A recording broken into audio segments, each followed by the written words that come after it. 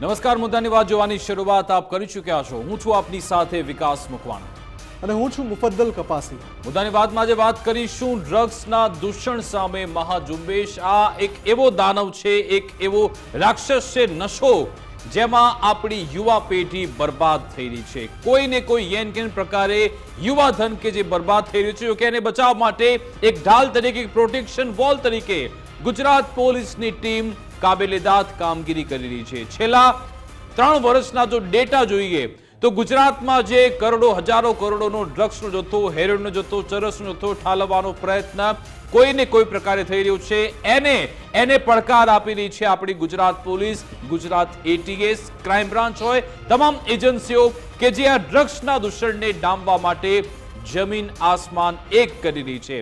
અને અત્યારે જે હવે નવું વર્ષ આવી રહ્યું છે, 31 ડિસેમ્બરની જે પાર્ટી છે, એ પાર્ટીમાં થનગનવા માટે યુવા ધન તો તૈયાર છે, પણ એની સાથે સાથે પેડલર્સ પણ એક્ટિવ થઈ રહ્યા છે। અને જે બહારથી, એ પછી વિદેશ હોય કે પછી અહીંયા જ કેટલાક એવા ગદ્દારો છે કે જે આવા ડ્રગ્સના નેટવર્કને ઓર મજબૂત બનાવે છે, કે એની સામે ગુજરાત પોલીસે એક મોટો એક્શન પ્લાન તૈયાર કર્યો છે કે જેથી આ ડ્રગ્સની ચેનને તોડી શકાય, યુવાધનને બચાવી શકાય। અને જો એ કોઈ એવી હિમાકત કરી, ડ્રગ્સ પેડલર હોય, કોઈ વેચનાર હોય કે પછી એનું કન્ઝ્યુમ કરનાર, એ તમામ લોકો પર હવે તવાઈ આવવાની છે। ને એની આજે એક ઝાંખી પણ જોવા મળી છે। અમદાવાદમાં જ એક સાથે ઘણા બધા એનડીપીએસના કેસ કરવામાં આવ્યા। આજે સુરતના કમિશનર તરફથી પણ કહેવામાં આવ્યું કે છેલ્લા એક જ મહિનામાં કરોડોનો આવો જથ્થો ઝડપવામાં આવ્યો છે।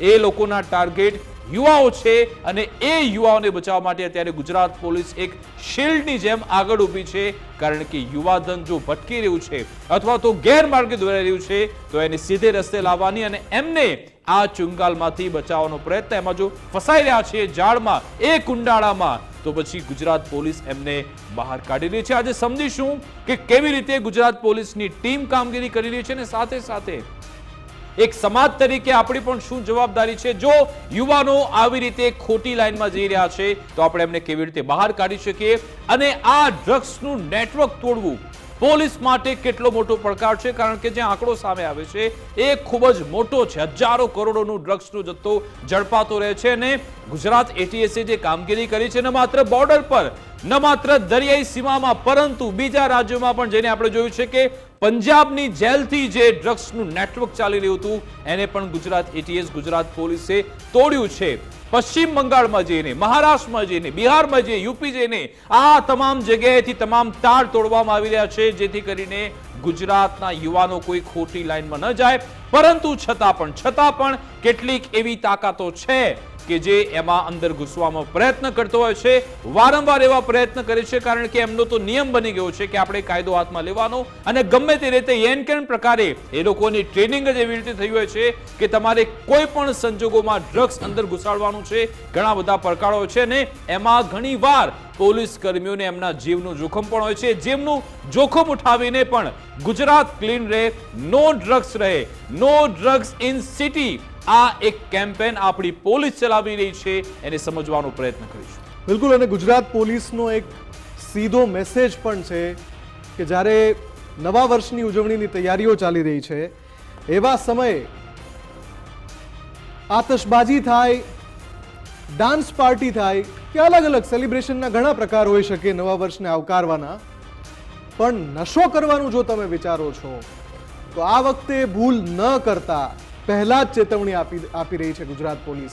કેમ કે તમામ રીતે નજર છે, જે નેક્સસ ચલાવવાવાળા એટલે કે જે ડ્રગ્સ માફિયા છે એના ઉપર તો સીધી નજર છે જ, ડ્રગ્સના પેડલર્સ ઉપર પણ ધોષ બોલાવી રહી છે, અને એવા લોકો જે આ ચુંગાલમાં આવીને ડ્રગ્સ લેવાનું વિચારી રહ્યા છે, અથવા તો ડ્રગ્સની પાર્ટી કરવાનું વિચારી રહ્યા છે, નશાની મસ્ત મજાની પાર્ટીનું આયોજન કરવાનું વિચારી રહ્યા છે, આવા તમામ પર પોલીસની સીધી નજર છે। ડ્રોન સર્વેલન્સ પણ ગોઠવી દેવાયું છે, ને જે રીતે 10 દિવસથી કામગીરી ચાલી રહી છે ગુજરાતમાં, એ જોતા જો કોઈ આવી હરકત કરી તો એ પોલીસના સકંજામાં આવી જશે, એ પણ અત્યારે નિશ્ચિત છે, કેમ કે એ પ્રકારની કામગીરી થઈ રહી છે। આપણી પાસે અમદાવાદમાંથી જે રીતે પોલીસે કામગીરી કરી અને ડ્રગ્સ ઝડપી લીધું છે, સુરતમાં જે રીતે ડ્રગ્સ ઝડપી લીધું છે, હાઇબ્રિડ ગાંજો જે રીતે ઝડપ્યો છે, કરોડો રૂપિયાનો મુદ્દામાલ જે રીતે ઝડપી લેવાયો છે, એક સીધો મેસેજ છે કે હજુ પણ સમય છે. જો મનમાં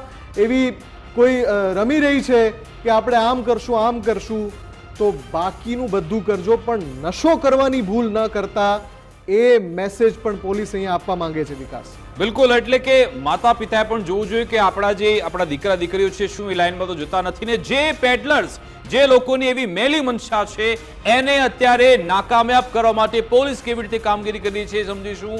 રાજ્યમાં ડ્રગ્સના દૂષણને ડામવા પોલીસ વિભાગ સજ્જ છે. નો ડ્રગ્સ ઇન સિટી અંતર્ગત પોલીસ તંત્ર કાર્યવાહી કરી રહ્યું છે. મુખ્યમંત્રી અને નાયબ મુખ્યમંત્રી આદેશ આપ્યો ત્યારબાદ પોલીસ છેલ્લા 3 વર્ષથી કડક કાર્યવાહી કરી રહી છે. 2022માં પણ જ્યારે મુખ્યમંત્રી ભૂપેન્દ્રભાઈ પટેલે શપથ લીધા હતા ત્યારે જ એમણે પહેલો એ સંકલ્પ લીધો હતો કે યુવાધનને આ બધીમાંથી બહાર કાઢવું છે અને ત્યારથી જ એક પ્રકારનું એક એવું ઓપરેશન લોન્ચ કરવામાં આવ્યું. સાથે સાથે આમાં એક એવી પણ વિગતો છે કે જે લોકો જો ટીપ આપે છે કે આ વિસ્તારમાં એ ડ્રગ્સ વેચાઈ રહ્યું છે તો પછી એને થોડી એવી રકમ પણ મળતી હોય છે. સહિયારો પ્રયત્ન થઈ રહ્યો છે, લોકો પણ આમાં જોડાઈ રહ્યા છે. સુરક્ષા એજન્સી, પોલીસની ટીમ પણ કામગીરી કરી રહી છે. અમદાવાદની વાત કરીએ તો અમદાવાદથી કહેવામાં આવ્યું કે પોલીસે ડ્રગ્સ મુદ્દે સતર્ક આજે જ એક જ દિવસમાં 21 આરોપીને ઝડપ્યા છે. એક સાથે આખી ટોળકી ઝડપી લેવામાં આવી અને આ એક કાર્યવાહીથી ડ્રગ્સ માફિયાઓ ઊભી પૂંછડે ભાગી રહ્યા છે. એમાં ફફડાટ જોવા મળી રહ્યો છે. આ ડ્રગ્સ વિરોધી જે ઝુંબેશ શરૂ થઈ છે, અલગ અલગ જગ્યાએ દરોડા પાડવામાં આવ્યા છે અને લક્ષ્યાંક એ છે કે અત્યારે ડ્રગ્સ પેડલર એક્ટિવ થઈ ચૂક્યા છે અને બહારની એવી તાકાતો પણ છે જે એક્ટિવ થઈ છે. કારણ કે નવું વર્ષ, ન્યૂ યર જે આવી રહ્યું છે અને જે 25 ડિસેમ્બર એની આડમાં આ લોકો મસ્ત મોટો જથ્થો ઠાલવવા માંગે છે, પણ એના માટે જ એક આખું શિલ્ડ તૈયાર કરાયું છે. ઠેર ઠેર દરોડા પાડવામાં આવી રહ્યા છે. અમદાવાદ ક્રાઇમ બ્રાન્ચના જીસીપી શરદ સિંગલે પણ નિવેદન આપ્યું કે 21 એનડીપીએસના કેસ કર્યા અને 25 આરોપીને ઝડપી લેવામાં આવ્યા છે. સાથે સાથે એક જ દિવસમાં 1 કરોડથી વધુનો મુદ્દામાલ પણ ક્રાઇમ બ્રાન્ચ તરફથી ઝડપવામાં આવ્યો છે અને આ 25 આરોપીઓ એમના મોબાઈલની તપાસ થશે. એ 25 આરોપીઓ કોના કોના સંપર્કમાં છે, એમનું જે આખું નેટવર્ક શું છે એનો પણ પર્દાફાશ કરાશે અને આખી ચેન, એ આખું ડ્રગ્સનું નેટવર્ક એ પણ તોડી પાડવામાં આવશે. એટલે કે જે પણ નશાના કારોબાર સાથે સંકળાયેલા લોકો છે એના સુધી કોઈ પણ ક્ષણે પોલીસ પહોંચશે. જો તમે થોડા પણ તમારા હાથ એમાં ગંદા કર્યા છે તો તમે સુધરી જજો, કારણ કે ગમે ત્યારે પોલીસ તમારા સુધી આવી જશે એ વાત તો નક્કી છે. તમે જો કાયદો હાથમાં લીધો છે, જો તમે આ રીતે યુવાધનને બરબાદ કરવાનો પ્રયત્ન કર્યો તો પોલીસે કડક સંદેશ આપી દીધો છે. આજે અમદાવાદ ક્રાઇમ બ્રાન્ચ જેસીપીએ શું નિવેદન આપ્યું એ પણ સાંભળ્યું. ડિપ્ટી સીએમ સાહેબની સૂચના હતી અને પછી ડીજી સાહેબ, સીપી સાહેબની પણ સૂચના હતી કે આ ન્યૂ યર અને 25 ડિસેમ્બર આ જ્યારે ટાઈમ હોય છે ત્યારે ડ્રગ્સનું વેચાણ વધારે થતા હોય છે.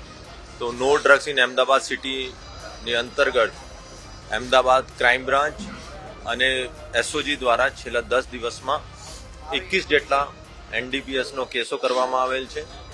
કુલ 25 જેટલા આરોપીઓનો પકડવામાં આવે છે અને કુલ આ 21 કેસોની અગર વિગત જોઈએ તો કુલ 1 કરોડથી વધારેનો આ એનડીપીએસ મુદ્દામાલ પણ સીઝ કરવામાં સફળતા મળી છે. અને પહેલી વખતે અમે એનો નાર્કો ફાઇનાન્સ તરફ પણ જોડાવીને જોઈ રહ્યા છે. કોણ એનો ફાઇનાન્સ કરે છે, એની પ્રોપર્ટીઝ શું છે, કોણ પૈસા આપીને કેરિયરનો રાજસ્થાન, મહારાષ્ટ્રથી મંગાવે છે અને અહીંયા કોણ કોણ વિતરણ કરે છે. અને જેટલા 25 આરોપીઓ પકડ્યા છે એને પણ મોબાઈલમાં આ લોકો આગળ ક્યાં ક્યાં વેચાણ કરતો હતો આ બધી વિગતો પોતે ડીસીપી ક્રાઇમ શ્રી અજીત રાજ્યન અને ડીસીપી એસઓજી શ્રી રાહુલ ત્રિપાઠી પોતે એનો સુપરવિઝન કરી રહ્યા છે. તો આજે Ahmedabad crime branch ACP Bharatbhai Patel તરફથી પણ નિવેદન આપવામાં આવ્યું કે એક જ સપ્તાહમાં ક્રાઇમ બ્રાન્ચે 9 જેટલી ટીમને સાથે રાખીને એનડીપીએસ એક્ટ હેઠળ 11 કેસ કર્યા અને આ 11 કેસ અંતર્ગત એક સાથે 14 જેટલા પેડલર્સ પણ ઝડપી લેવામાં આવ્યા છે અને 14 પૈકી 4 આરોપીની નશીલા પદાર્થોમાં એમના ગુનામાં પહેલાથી સંડોવણી છે. એમડી ડ્રગ્સ, ગાંજો, ચરસ અને પ્રતિબંધિત કપ સિરપ પણ એમની પાસેથી જપ્ત કરવામાં આવી છે. આશરે 57 લાખનો મુદ્દામાલ પણ જપ્ત કરવામાં આવ્યો છે. એસીપી શું કહ્યું એ પણ નિવેદન સાંભળી લઈએ. ચાલુ માસમાં છેલ્લા એક વીકમાં કુલ 11 અલગ અલગ હેડ હેઠળ એનડીપીએસ એક્ટ હેઠળના કેસો શોધી શકાયેલા છે, જેમાં એમડીના 6 કેસ છે, ગાંજાના 4 કેસ છે, ચરસનો 1 છે, એમ કુલ મળી 11 એનડીપીએસ એક્ટ હેઠળના કેસો શોધી કાઢવામાં આવેલા છે. આ ગેરકાયદેસર પ્રવૃત્તિ જે અમદાવાદના અલગ અલગ વિસ્તારોમાં ડ્રગ પેડલર્સ દ્વારા કરવામાં આવી રહેલી હતી, એના ઉપર સખત કાર્યવાહીના ભાગરૂપે હાલ પ્રથમ તબક્કામાં એક સારી સફળતા મળી છે. આ જે આરોપીઓ જે અમારી જે 9 ટીમ જે કામે લાગી હતી ક્રાઇમ બ્રાન્ચની, એમાં અલગ અલગ અધિકારી પાસે અલગ અલગ જે પ્રકારે બાતમી ઉપર કામગીરી કરવામાં આવી એ પ્રકારે કુલ 533 ગ્રામ અંદાજે 550 ગ્રામ જેટલો એમડીનો જથ્થો પકડાયો છે, 12 કિલો 556 ગ્રામ ગાંજો પકડાયેલો છે, ચરસ 45 ગ્રામ અને જે કપ સિરપ જે છે જે પ્રતિબંધિત છે, જે કોડિન ફોસ્ફરસના જે સિરપ જે છે એના 6 બોટલ પકડાયેલી છે. કુલ બધો મળીને મુદ્દામાલ અંદાજે 57 લાખ રૂપિયા જેટલો થાય છે. અને આ સાથે જ સુરતમાં પણ જોરદાર કાર્યવાહી થઈ રહી છે. આજે સુરત પોલીસ કમિશનર અનુપમસિંહ ગહેલોત કે જે આજે ક્રાઇમ કોન્ફરન્સમાં ભાગ લેવા માટે ગાંધીનગર આવ્યા હતા અને ત્યાં પણ તેમણે નિવેદન આપ્યું કે સુરતમાં એક જ મહિનામાં 25 જેટલા એનડીપીએસના કેસ થયા અને 30 આરોપીને ઝડપી લેવામાં આવ્યા. એરપોર્ટ પરથી જ હમણાં જ 9 કરોડની કિંમતનો હાઇબ્રિડ ગાંજો પણ સુરત પોલીસે ઝડપી લીધો છે, જેમાં બેંકોક કનેક્શન પણ સામે આવ્યું. તમે જુઓ કે વિદેશથી પણ આવી રીતે જથ્થો લાવવામાં આવી રહ્યો છે. શું કહેવામાં આવ્યું સુરત પોલીસ કમિશનર તરફથી એ પણ સાંભળ્યું.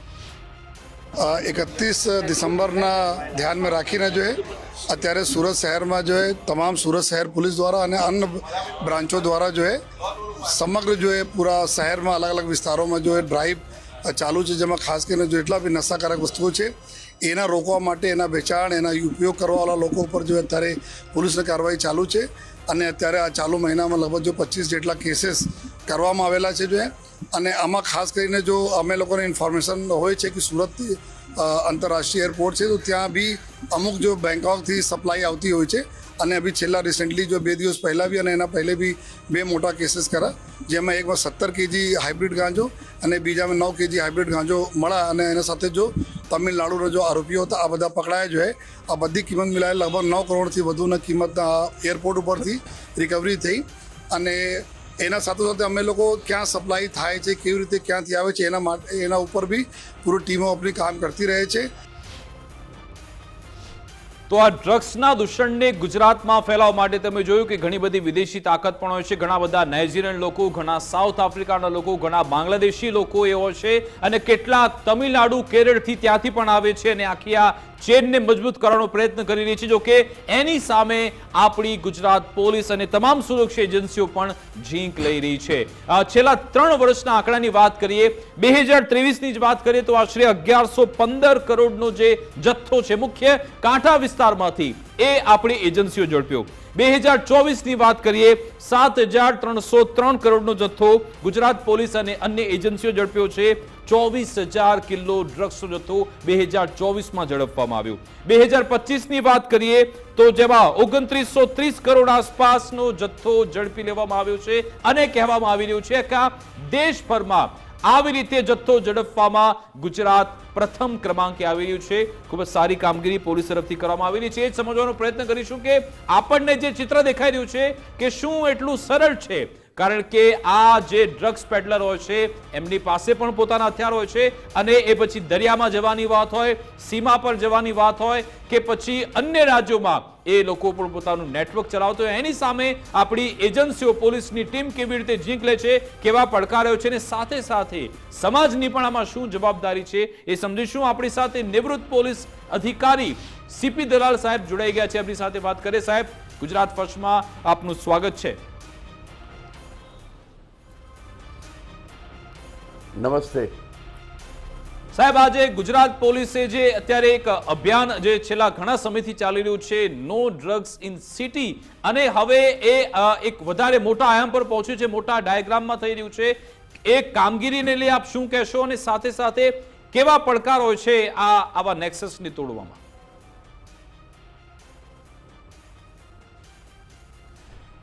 આજે પ્રથમ તો આપની ચેનલને અભિનંદન આપું છું કે ગુજરાત પોલીસ દ્વારા નાર્કોટિક્સ અંગે જે ખૂબ જ પ્રશંસનીય કામગીરી થઈ રહી છે એને આપે સરસ રીતે પ્રજા સમક્ષ મૂકી છે. હમણાં જ સુરત પોલીસ કમિશનર શ્રી અનુપમસિંહ ગેહલોત સાહેબ અને અમદાવાદ ક્રાઇમ બ્રાન્ચના અધિકારીઓના સ્ટેટમેન્ટ સાંભળ્યા અને ખરેખર એક રીતે આનંદની વાત છે કે ગુજરાત પોલીસ નાર્કોટિક ડ્રગ્સ માટેની ઝુંબેશ માટે ખૂબ જ સક્રિય છે અને ખૂબ જ સફળતાથી કામગીરી કરી રહી છે. પણ હું એનું ભયસ્થાન એમ પણ ગણી શકું છું કે આટલો બહુ મોટા પ્રમાણનો જથ્થો આપે હમણાં ફિગર આપ્યા 23, 24 અને 25ની સાલના, એના પ્રમાણની અંદર આ પકડાયેલા જથ્થા કરતાં કેટલો વધારે જથ્થો આવતો હશે એ એક ખરેખર ચિંતાનો વિષય છે. મારો કહેવાનો મુદ્દો એ છે કે પોલીસે આ જે ઝુંબેશ શરૂ કરી છે શહેરી વિસ્તારની અંદર, કમિશનરેટ વિસ્તારની અંદર જે અલગ અલગ બ્રાન્ચો, એટીએસ અને તમામ બ્રાન્ચો ખૂબ જ સક્રિયતાથી ક્રાઇમ બ્રાન્ચ છે અને હવે તો સીઆઈડી ક્રાઇમ પણ આમાં એક્ટિવ રીતે રહી છે. હમણાં ડૉક્ટર રાવનું સ્ટેટમેન્ટ અને એમની જે આખી રજૂઆત હતી એના ઉપરથી તમામ જિલ્લામાં એક્સપર્ટ પોલીસ અધિકારીઓને આ નેટવર્ક તોડવા માટે સામેલ કરવામાં આવ્યા છે. એ ખરેખર ખૂબ પ્રશંસનીય છે. એટલે પ્રથમ તો ગુજરાત પોલીસને એક નિવૃત્ત પોલીસ અધિકારી તરીકે અને એક નાગરિક તરીકે અભિનંદન આપું છું કે નાર્કોટિક્સ ડ્રગ્સની એક ચેનલ તોડવા માટે ખૂબ જ સફળ અભિયાન ચાલી રહ્યું છે. આ ઝુંબેશને વધુને વધુ સક્રિય ચાલુ રાખવાની વધારે જરૂર છે. આ પોલીસ કાર્યવાહી ઉપરાંત હવે સમાજની પણ એક ફરજ બને છે કે પોતાના આજુબાજુના વિસ્તારની અંદર જે કોઈ નાર્કોટિક્સ ડ્રગના જે પેડલર્સ છે, નાર્કોટિક્સ ડ્રગના જે કેરિયર્સ છે, એમની માહિતી પોલીસને અને આ એજન્સીઓને જો વ્યવસ્થિત મળતી રહે તો હજી પોલીસની સફળતા ખૂબ સારી રીતે થાય. જેમ કસ્ટમ એક્ટની અંદર જ્યારે કસ્ટમનો કોઈ પણ માલ પકડાવવા માટેની કોઈ પણ સારી બાતમીને ઇનામ આપવામાં આવે છે બાતમીદારને, એ જ રીતે નાર્કોટિક ડ્રગ્સની સારામાં સારી માહિતી સફળતાથી કોઈના આપવામાં આવે અને એના આધારે કેસ સફળ થાય તો એને પબ્લિકના માણસને પણ એનું પ્રોત્સાહન મળે. આવી યોજના છે પણ એને વધારે હાઇલાઇટ કરવાની જરૂર છે. મારી દૃષ્ટિએ પ્રજાને પૂરી ખબર નથી કે કઈ રીતે આ આખું કામ કરે છે. બીજું, પોલીસ ડિપાર્ટમેન્ટની ફરજના ભાગરૂપે તો આ કામગીરી છે જ, પણ સાથે સાથે સરકારશ્રીએ અને ગુજરાતના ડીજીપીશ્રીએ આવા કેસોમાં સફળતાપૂર્વક કામગીરી કરનાર નાના કર્મચારીઓથી માંડી અને રેડિંગ ઓફિસરોને પ્રોત્સાહન રૂપે ખૂબ સારી રીતે બિરદાવવા જોઈએ. એમનું જાહેરમાં સન્માન પણ થવું જોઈએ, પ્રજા દ્વારા પણ થવું જોઈએ. તો એમને પણ એક પ્રોત્સાહન મળશે અને પ્રજાને વિશ્વાસ આવશે કે અમે જો બાતમી આપશું તો અમારું નામ પણ ડિક્લેર નહીં થાય અને અમને ઇનામ પણ મળશે. ઇનામની લાલચ કરતાં પ્રોત્સાહનની વધારે જરૂર છે. આ બે કાર્યવાહી ભેગી થાય તો આ અભિયાન ખૂબ સરસ રીતે સફળ થશે. બીજું, નાર્કોટિક્સમાં અત્યારે યુવા વર્ગ બહુ ભયંકર રીતે ફસાતો જાય છે. શહેરી વિસ્તારોની અંદર એજ્યુકેશન ઇન્સ્ટિટ્યૂટોની આજુબાજુ કોઈ એક યા બીજા સ્વરૂપે નાર્કોટિક્સને સાચવવું બહુ ઇઝી છે. 1 કરોડો રૂપિયાની કિંમતનું નાર્કોટિક્સ એક ખિસ્સાની અંદર સમાઈ જાય એટલી નાની વસ્તુ હોય છે અને એને ઓળખવું પણ એટલું જ અઘરું છે. તો મારું પ્રજાને એક અપીલ છે કે આપના બાળકોને, કોલેજમાં ભણતા યુવાનોને અને શાળામાં ભણતા વિદ્યાર્થીઓને નાર્કોટિક્સના જે દૂષણો છે એની ગંભીરતાથી કુટુંબ લેવલથી, ઘર લેવલથી માંડી અને સામાજિક રીતે શૈક્ષણિક સંસ્થાઓ દ્વારા, ધાર્મિક સંસ્થાઓ દ્વારા અને જે કોઈ એનજીઓઝ આને માટે કામ કરે છે એણે ખૂબ સારી રીતે એને હાઇલાઇટ કરવાની જરૂર છે અને એની સફળતા ચોક્કસ મળે જ છે. જ્યારે જે પ્રવૃત્તિ દારૂ માટેની ગુજરાતની અંદર ચાલે છે અને દારૂનું દૂષણ દૂર કરવા માટે જેટલું અભિયાન છે એ જ હવે પોલીસને માટે આ પડકારરૂપ બની ગયું છે. એક બાજુ પ્રોહિબિશન છે, એક બાજુ નાર્કોટિક ડ્રગ્સ છે. આ જી. બંનેને નેટવર્કને તોડવા માટે પોલીસની પાસે સંખ્યાબળ પણ એટલું જરૂરી છે, ઇન્ફોર્મેશન પણ એટલી જરૂરી છે અને ટેકનોલોજી પણ એટલી જરૂરી છે. તો સંખ્યાબળની તો વાત થોડી સાઈડની છે, પણ આની સાથે સંલગ્ન છે. એટલે કહેવા માગું છું કે ગુજરાત પોલીસની અંદર હમણાં ભરતીની પ્રક્રિયા નાના લેવલથી સબ ઇન્સ્પેક્ટર સુધીની જે ચાલે છે એ પ્રક્રિયાને ખૂબ વેગ આપવાની જરૂર છે. અને તાલીમના સ્ટેજથી નાર્કોટિક ડ્રગ્સની કાયદાકીય જોગવાઈઓ અને નાર્કોટિક ડ્રગ્સ માટેની જે આખી સિસ્ટમ છે, જે એનું સાહેબ અમલીકરણ થવું ખૂબ જરૂરી છે. બિલકુલ પ્રોવિઝન છે, એનું પણ જ્ઞાન જી જી સાહેબ આવું છું આપણી સાથે આ બધું થાય. હા બિલકુલ, આપણી સાથે સિનિયર સાયકોલોજીસ્ટ ડોક્ટર પ્રશાંત ભીમાણી જોડાઈ ગયા છે.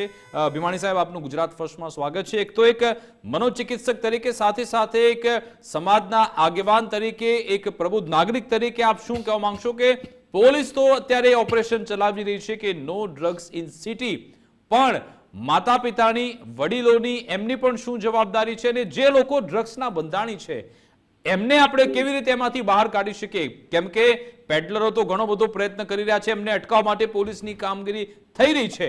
સમાજ તરફથી શું સંદેશ જવો જોઈએ, એમને આપ શું કહેવા માંગશો? આમાં બે બાબતો છે, બે રીતે એને અટકાવી શકાય. એક તો સોર્સથી અટકાવી શકાય, એમાં સોર્સની અંદર જ એનું ડ્રગ પેડલિંગ પણ આવી જાય. અને બીજું છે કે જે ઇમોશનલી ડિસ્ટર્બ જે લોકો છે, અથવા તો જે લોકો એ આદતના શિકાર બને છે, અથવા વલ્નરેબલ લોકો છે, અથવા તો જે મિડલ સ્કૂલના જે લોકો છે, એ લોકો ખાસ કરીને છોકરાઓ, યંગસ્ટર્સ છે, એમને ખબર ના હોય એવી રીતે પણ એમના સુધી ડ્રગ્સ પહોંચે છે. એટલે એના લીધે એ લોકો એના બંધાણી થઈ જાય છે.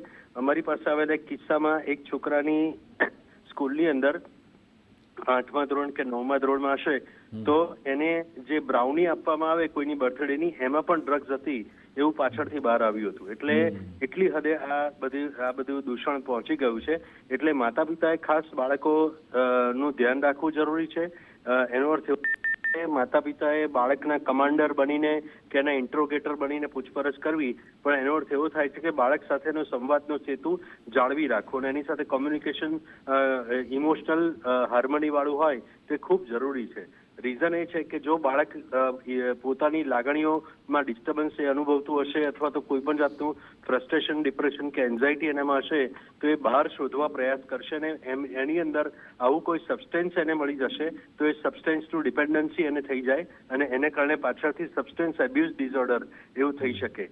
એટલે માતા પિતાએ એ ખાસ ધ્યાન રાખવાનું છે કે બાળક ક્યાં જાય છે, શું કરે છે, એની સંગત કઈ છે, એના મિત્રો કયા છે, અને સ્કૂલની અંદર એને કોઈ રીતનો પ્રોબ્લેમ છે કે નહીં, આ બધી બાબતોનું ધ્યાન રાખવું જોઈએ. અને બીજું એક ખાસ હું કહી દઉં બધા ગુજરાત ફર્સ્ટના દર્શકોના માટે, પેરેન્ટ્સ માટે, કે જો તમારા બાળકનું વર્તન પહેલા બધું રેગ્યુલર નોર્મલ હોય અને પછી એકદમ બાળક સેક્લુડેડ રહેતું હોય અથવા એકલું રહેતું હોય, કે મૌન થઈ જતું હોય, બોલતું ના હોય, પોતાની જાતને રૂમમાં બંધ કરીને રાખતું હોય, સામાજિક પ્રસંગોએ હાજરી આપવાનું ટાળતું હોય, અથવા તો એ ચીડિયાપણું એકદમ જ એનામાં આવી જતું હોય, હોમવર્કની અંદર કે બીજા સ્કૂલના રેટિંગ્સમાં એ પાછળ પડી જતું હોય, તો એવા સંજોગોમાં તમારે તપાસ કરવી જોઈએ કે બાળકની મનસ્થિતિ બરાબર છે કે કેમ. જો એવું કંઈ દેખાય તો તરત સતર્ક થઈ અને આગળ આવવું જોઈએ, અને કાં તો એને શિક્ષક સાથે વાત કરવી જોઈએ અથવા તો એનું સાયકોલોજીકલ કાઉન્સેલિંગ કરાવવું જોઈએ. અચ્છા ડોક્ટર પ્રશાંત, આમાં ઘણા બધા યુવાનો પણ આ શોને કદાચ જોતા હશે, અને જે લોકો આના બંધાણી થઈ ચૂક્યા છે એમને આપ શું મેસેજ આપવા માંગશો કે કેવી રીતે તમે તમારી જિંદગી બરબાદ કરી રહ્યા છો, જો વિચારી પણ રહ્યા છો તો પણ? કારણ કે એકવાર એમને મજા તો આવે છે, અથવા તો ફિલ્મમાં જોયા બાદ, અથવા તો કોઈ રીલ્સમાં, પણ એના કારણે એમને કેટલું નુકસાન થઈ શકે છે, એમના પરિવારને કેટલું નુકસાન થાય છે?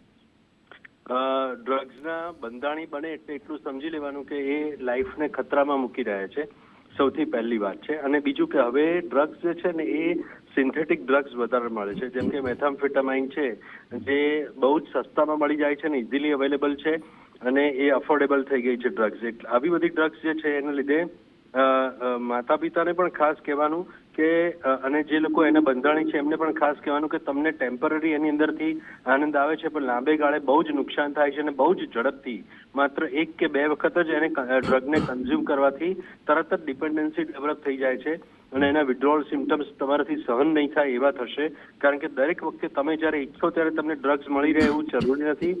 એટલું જ નહીં, પણ ડ્રગ્સ જે છે તમારી બધી જ સિસ્ટમને અંદરથી ખતમ કરી નાખે છે અને એના લીધે મુશ્કેલીઓ ઊભી થાય છે. એટલે માનસિક, શારીરિક, સામાજિક અને આર્થિક આ ચારેય ધોરણે એમને નુકસાન થાય છે. એટલે વિદ્યાર્થીઓએ કે જે કંઈ પણ ડ્રગ્સનું સેવન કરતા હોય એ લોકોએ અત્યારથી ખૂબ ધ્યાન રાખવા જેવું છે અને માતા પિતાએ અને શિક્ષકોએ અને સમાજે ઓવરઓલ આના પર નજર રાખવી ખૂબ જરૂરી છે. બિલકુલ આભાર ડોક્ટર પ્રશાંત, અમારી સાથે જોડાયા, વાતચીત કરી તે બદલ આપનો ખૂબ ખૂબ આભાર. સાથે દલાલ સાહેબ, એ જાણવું છે કે પોલીસની સામે કયા પડકારો છે ને ખાસ જે પોર્ટ એરિયા છે કે પછી કોસ્ટલ બોર્ડર છે, દરિયાઈ વિસ્તાર છે, ત્યાંથી વધારે આ બધો જથ્થો આવતો હોય છે, તો એ કેટલો મોટો પડકાર હોય છે પોલીસ માટે? કારણ કે તમે તો ડિપાર્ટમેન્ટમાં કામ કરી ચૂક્યા છો. લોકોને એમ લાગતું હશે કે બસ આટલો જથ્થો ઝડપાઈ ગયો, પરંતુ એટલી સહેલાઈથી નથી ઝડપાતો. એમાં ઘણી બધી મુશ્કેલી પણ આવતી હોય છે. પોલીસને માટે નાર્કોટિક ડ્રગ્સનું નેટવર્ક તોડવું એ ખૂબ જ અઘરી વસ્તુ છે અને અત્યારને જે ટેકનોલોજી છે, અત્યારના જે ગેજેટ્સ છે, એની બધી સંયુક્ત ઉપયોગ કરીને પોલીસ જે ખૂબ સારી કાર્યવાહી કરી રહી છે, પણ છતાંય એને માટે બહુ મોટા ચેલેન્જીસ છે. નાર્કોટિક્સના પેડલરો, નાર્કોટિક્સનો ધંધો કરવાવાળા એ બધી રીતે સક્ષમ હોય છે, આર્થિક રીતે હોય છે, સામાજિક રીતે પોતાનો એક પ્રભાવ પાડી શકે છે, બાહુબલી હોઈ શકે છે. એટલે પોલીસને માટે લાલચ અને ભય અને ધમકી આ ત્રણેય વસ્તુનું પરિબળનો સામનો પોલીસે કરવાનો રહે છે. છતાં ગુજરાત પોલીસે આપે જે આખી વાત કરી અને જે માહિતીઓ આવે છે કે આખા દેશ લેવલે ગુજરાત પોલીસ નાર્કોટિક ડ્રગ્સની એક આખી ચેનલ તોડવામાં ખૂબ સફળ રહી છે, એ પોલીસને માટે અભિનંદનયુક્ત તો ચોક્કસ છે. પણ સાથે સાથે ભયસ્થાનને પણ પોલીસે જે ડાયરેક્ટ રેડમાં સામેલ છે એ નીચલા લેવલથી અધિકારીઓએ અને ઉપલા લેવલના અધિકારીઓએ જોવાનું છે કે પોલીસનું મનોબળ કોઈ પણ રીતે તૂટે નહીં. ક્યાંક આ પેડલરો અને આ ડ્રગ્સના માફિયાઓ એને તોડવા માટે ખૂબ જ સક્રિય હોય છે અને તોડી પણ શકે છે. તો એક યા બીજી રીતે પોલીસની કાર્યવાહીને હર્ડલ્સ ઊભી ન કરે અને કરે તો પોલીસનો પૂરો બચાવ કરવો જોઈએ. એ સિનિયર લેવલના એક નેટવર્કે આ જોવાની ખાસ જરૂર છે. અને ખાસ કરીને શહેરી વિસ્તારને આપણે અત્યારે વધારે કવર કરીએ છીએ, પણ એવું માનવાની જરૂર નથી કે નાના ગામડાઓમાં, નાના સિટીમાં આ દૂષણ નથી.